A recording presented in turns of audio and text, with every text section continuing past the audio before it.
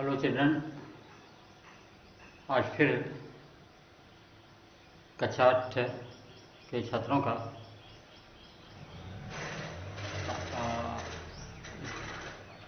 कक्षा 8 के छात्रों का स्वागत है। आज हम आपको हमारे अतीत भाग 1 हमारे अतीत अध्याय 3 ग्रामीण क्षेत्र पर शासन चलाना, ये पाठ आपको आज पढ़ाया जाएगा, पढ़ाने जा रहा हूँ। और इससे पीछे आप जो भी वीडियो आपके पास गया हो 2, 3, 4, 6 जो हो वह पार्ट 2 यानी अध्याय 2 का था। आज हम शुरू करने जा रहे हैं अध्याय 3 ग्रामीण क्षेत्र पर शासन चलाना। ग्रामीण क्षेत्र पर शासन चलाना। तो अंग्रेज जब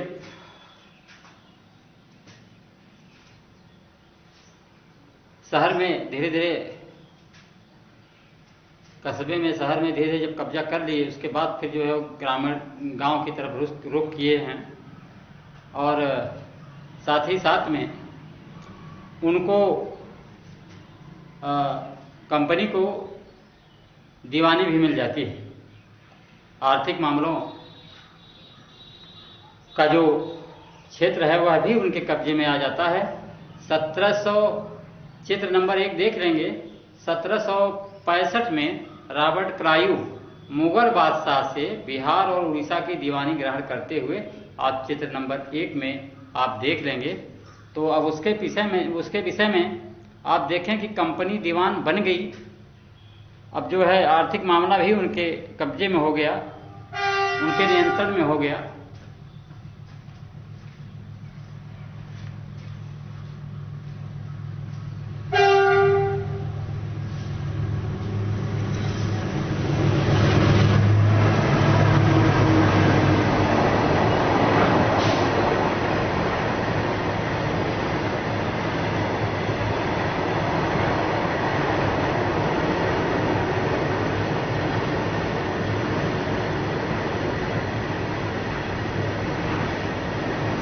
तो कंपनी दीवान बन गई।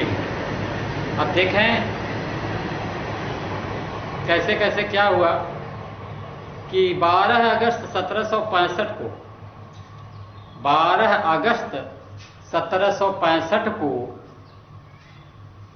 मुगल बादशाह ने ईस्ट इंडिया कंपनी को बंगाल का दीवान तैनात किया।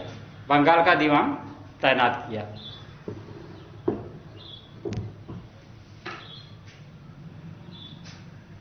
इस बात की पूरी संभावना है कि यह घटना मुट्ठी भर अंग्रेजों और हिंदुस्तानियों की मौजूदगी में रॉबर्ट क्लाइव के तंबू में घटी होगी।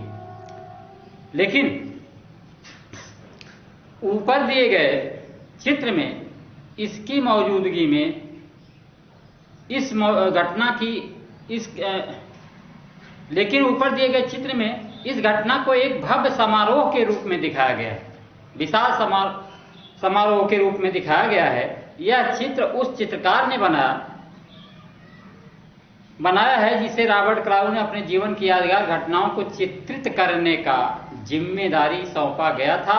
बंगाल की दीवानी हाथ आ जाना अंग्रेजों के लिए निश्चय ही एक बड़ी घटना थी। दीवान के तौर पर कंपनी अपने नियंत्रण वाले भूभाग के आर्थिक मामलों की मुख्य शासक बन गई थी। अब उसे अपनी जमीन का शासन चलाने और आमदनी को व्यवस्थित करने का रास्ता ढूंढना था कि कैसे कैसे व्यवस्था की जाए, आमदनी का कैसे जरिया बनाया जाए, यह रास्ता उनको ढूंढना था। इसके लिए उसे एक ऐसा रास्ता ढूंढना था जिससे कंपनी के बढ़ते खर्चों को पूरा करने के लिए काफी आमदनी जुटाई जा सके। व्यापारिक कंपनी के नाते उसे यह ख्याल भी रखना था कि वह अपनी जरूरत की चीजें खरीदती बेचती रहे। समय के साथ कंपनी को यह भी समझ में आने लगा कि उसे सावधानी के साथ आगे बढ़ना होगा। उसे सावधानी के साथ आगे बढ़ना होगा।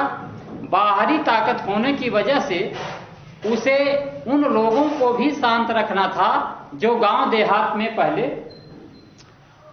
शासन चला चुके थे और उनके पास अभी भी काफी ताकत और सम्मान था। ऐसे जो लोग स्थानीय सत्ता में रह चुके थे उन्हें नियंत्रित करना तो जरूरी था, लेकिन उन्हें खत्म नहीं किया जा सकता था। यह काम कैसे हो, इस अध्याय में हम देखेंगे कि कंपनी ने ग्रामीण इलाकों को उपनिवेश कैसे बनाया, आय के संसाधन कैसे जुटाए, लोगों के अधिकार किस तरह तय किए और मनमाफिक फसलों की खेती कैसे कराई। तो इस तरह से उन्होंने अपनी व्यवस्था नए ढंग से करना चाहते थे। तो अब आगे देखें वो क्या करते हैं। कंपनी की आमदनी के लिए कंपनी दीवान तो बन गई थी, लेकिन अभी भी खुद को एक व्यापारी ही मानती थी। दीवानी हाथ में आने के बाद भी कंपनी अपने आप को व्यापारी ही मानती थी। कंपनी भारी भरकम लगान तो चाहती थी, लेकिन उसके आकलन और वसूली की कोई नियमित व्यवस्था करने में हिचकिचा रही थी।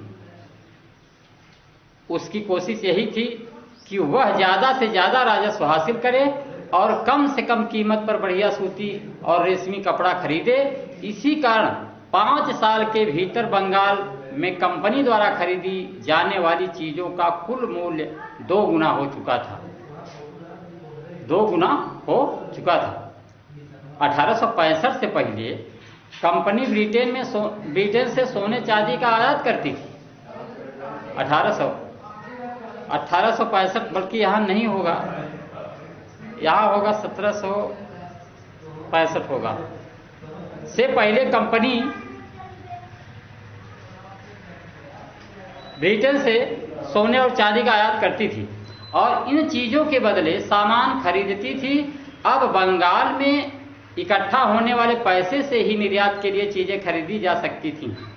जल्दी ही यह जाहिर हो गया कि बंगाल की अर्थव्यवस्था एक गहरे संकट में फंसती जा रही है।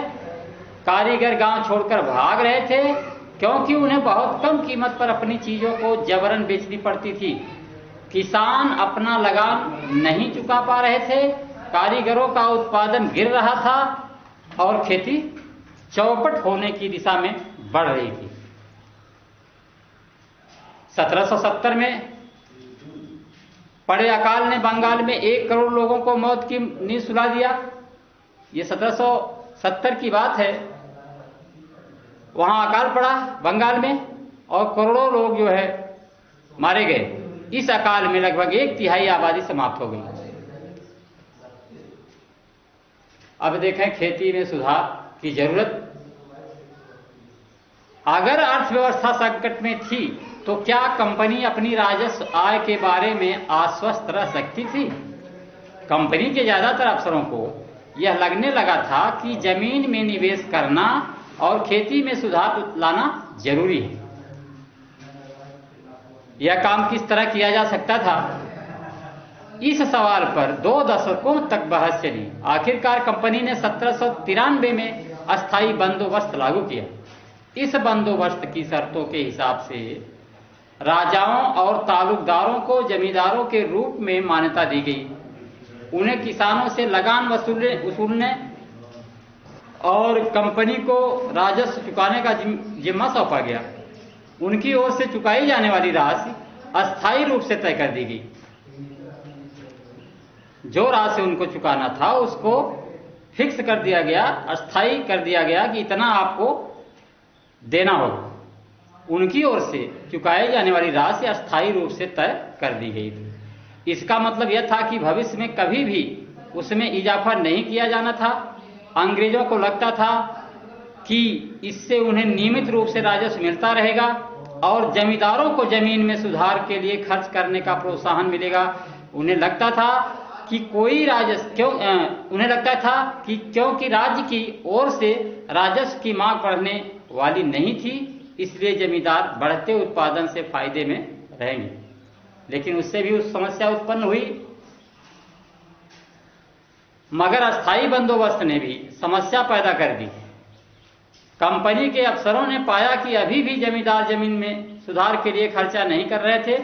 असल में कंपनी ने जो राजस्व तय किया था वह इतना ज़्यादा था कि उसको चुकाने में जमींदारों को भारी परेशानी हो रही थी। जो जमींदार राजस्व चुकाने में विफल हो जाता था उसकी जमींदारी छीन ली जाती थी। बहुत सारी जमींदारियों को कंपनी बाकायदा नीलाम कर चुकी थी। 19वीं सदी के पहले दशक तक हालात बदल चुके थे। बाजार में कीमतें बढ़ी और धीरे धीरे खेती का विस्तार होने लगा। इससे जमींदारी की आमदनी में सुधार तो आया, लेकिन कंपनी को कोई फायदा नहीं हुआ, क्योंकि कंपनी तो हमेशा के लिए राजस्व तय कर चुकी थी। अब वह राजस्व में वृद्धि नहीं कर सकती थी, लेकिन जमींदारों को अभी भी जमीन की बेहतरी में कोई दिलचस्पी नहीं थी। उनमें से कुछ तो बंदोबस्त के शुरुआती सालों में ही अपनी जमीन गंवा चुके थे। जो बचे रह गए थे, अब उन्हें भी बिना परेशानी और निवेश का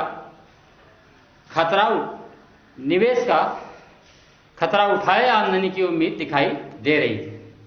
जब तक जमींदार किसानों को जमीन देकर उनसे लगान वसूल सकते थे, उन्हें जमीन में सुधार की परवाह नहीं थी।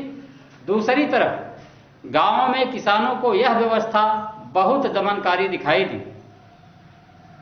किसान को जो लगान चुकाना था वह बहुत ज़्यादा था और जमीन पर उसका अधिकार सुरक्षित नहीं था।